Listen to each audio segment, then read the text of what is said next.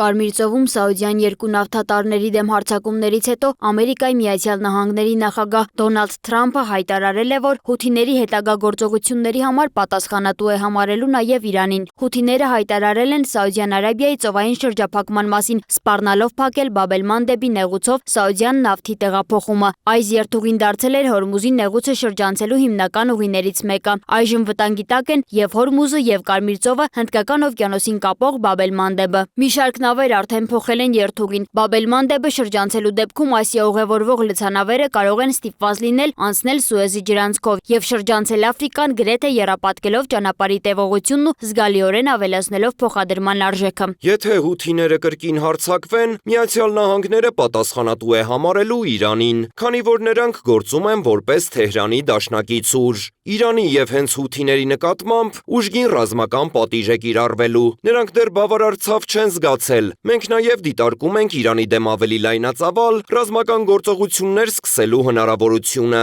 Թրամփը նաև հայտարարել է, որ առևտրային նավերն ու դրանց բեռներին հասցված վնասները կփոխհատուցվեն Միացյալ Նահանգների վերահսկողության տակ գտնվող իրանական սառեցված ակտիվների հաշվին։ Իրանի արտաքին գործերի նախարար Աբբաս Արաղչին այս մոտեցումը վտանգավոր նախադեպ է համարել, նախազգուշացնելով, որ այլ պետության ունեցվածքի բռնագրավումը կարող է համաշխարհային անկանխատեսելի հետևանքներ ունենալ։ Այլ երկրի ակտիվները բռնագրավելը, ապագա և դրա հետ կապ չունեցող պահանջները վճարելու համար հրդեհավտանգ նախադեպ է։ Եթե կառավարությունները օրինականացնեն նման գործելակերպը, այլևս ոչ մի պետության ունեցվածք ապահով չի լինի։ Դրա հետևանքով առաջացող քաոսը խաղաղ կամ կառավարելի չի լինելու։ Միացյալ Նահանգները պետք է վերանայի իր մոտեցումը։ Լարվածության աճին զուգահեռ Միացյալ Նահանգների կենտրոնական հրամանատարությունը հայտարարել է Իրանի դեմ հարվածների 13-րդ գիշերվա ավարտի մասին։ Ամերիկյան կողմի տվյալներով թիրախավորվել են ռազմական հրամանատարական կենտրոններ, անօդաչուների պահեստներ, հաղորդակցության ցանցեր, առափնյա դիտարկման համակարգեր և ռազմածովային կարողություններ։ Իրանական պետական լրատվամիջոցները հայտնել են Քեշմ կղզու և Ահվազ քաղաքի վրա ամերիկյան հարվածների մասին։ Ահվազում իրանական կողմի տվյալներով զոհվել է 4, վիրավորվել 5 մարդ։ Ի պատասխան Թեհրանը հայտարարել է Հորդանանում և Քուվեյթում ամերիկյան ռազմական օբյեկտներ խոցելու մասին։ Հորդանանի բանակը հայտնել է 4 հրթիռի և 6 անօդաչուի դեմ գործողությունների մասին։ Միայն 1 հրթիռ է ընկել անմարդաբնակ տարածքում։ Իրանը նաև պնդում է, որ Քուվեյթի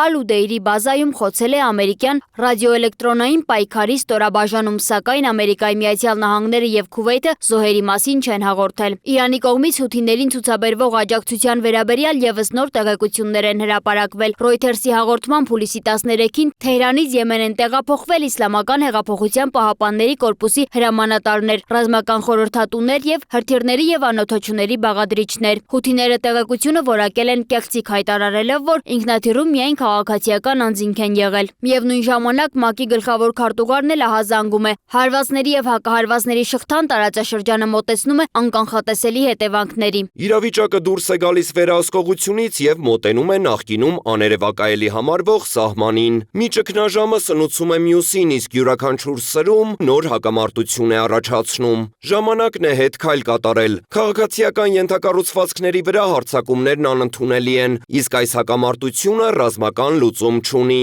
Նավթային շուկան արդեն արձագանքել է հակամարտության հերթական սրմանը։ Բրենթի գինը մեկ օրում աճել է ավելի քան 6%-ով և մայիսից հետո առաջին անգամ գերազանցել $100։ Հորմուզի նեղուցով մեկ օրում անցել է ընդամենը 1 նավթատար, որը մայիսի 7-ից ի վեր ամենացածր ցուցանիշն է։ Մինչև տարածաշրջանում ռազմական գործողություններն ընդլայնվում են, Վաշինգտոնում այս առնչությամբ տարաձայնությունները խորանում են։ Ամերիկայի Միացյալ Նահանգների ներկայացուցիչների պալատն ընդունել է մի օրինագիծ, որը պետք է սահմանափակեր Թրամփի Իրանի դեմ ռազմական գործողությունները, այսինքն նախագահը չէր կարողանալու կատարել որևէ քայլ առանց կոնգրեսի համաձայնության։ Սենատը, սակայն, ավելի ուշ, ընդամենը 2 ձայնի տարբերությամբ մերժել է նախագահի ռազմական լիազորությունները սահմանափակող այդ օրինագիծը։ Սոնա Գիշյան, Free News, Ազատ լուրեր։